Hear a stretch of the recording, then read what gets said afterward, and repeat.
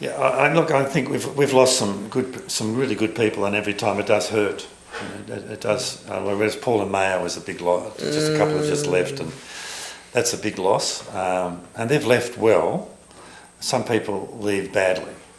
So it's important how they leave is important in terms of, so the process is you say I want to put my shares on the market, house on the market, and people know that they might have to wait several years to sell it. It's up to you. The price you sell it for is up to you and that person. The co-op doesn't set the price. The shares are different.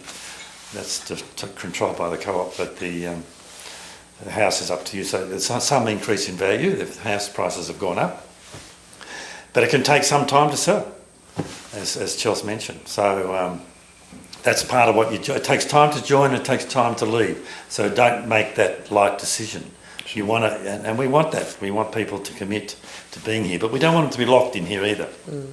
There's nothing worse than a disgruntled member who feels locked in here and can't get out. And that is part of the problem. If they come in too cheaply, then it's too expensive to leave, and therefore they feel like they've just got no choice. And that is a problem we have, and we haven't got a solution to that yet. And other people would see it differently from me, but that's how I see it. So we can't afford to have the gap between the society's values and too much. Otherwise, it's too difficult. It's too easy to get in and too hard to get out. Yeah. And you want it not too hard and not too easy.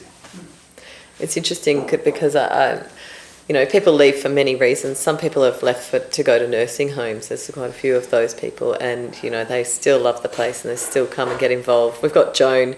She's our oldest member. How old is she? 98 something. 98 or something. She's at a nursing home in Geelong, and she gets on Zoom every meeting with her tech. She's so, it's still her home in her heart. She's awesome.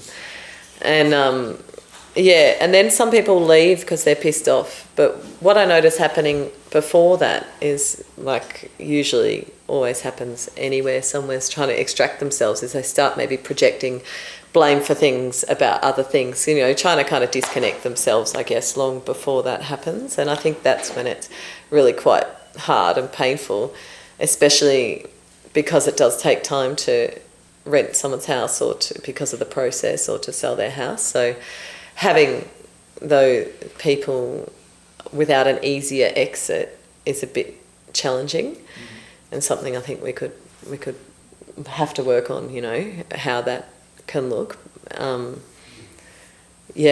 But other people just leave for lots of different reasons, and if you leave well, we still get a lot of ex-members coming up and being involved in things, and have a lot of different friendships on the community, and we all have our own constellation of who we hang out with, and that it doesn't mean some people don't have to be friends with everybody. Thank you. Often separation. Yeah. We lose Often quite a lot of some good members from separation. Some members stay and move to the other end of the co-op. That's right. Some are doing it really well. They are. Really amazingly, actually. And the kids, it's great for them, Yeah, I mean, the ability to, that's another big topic.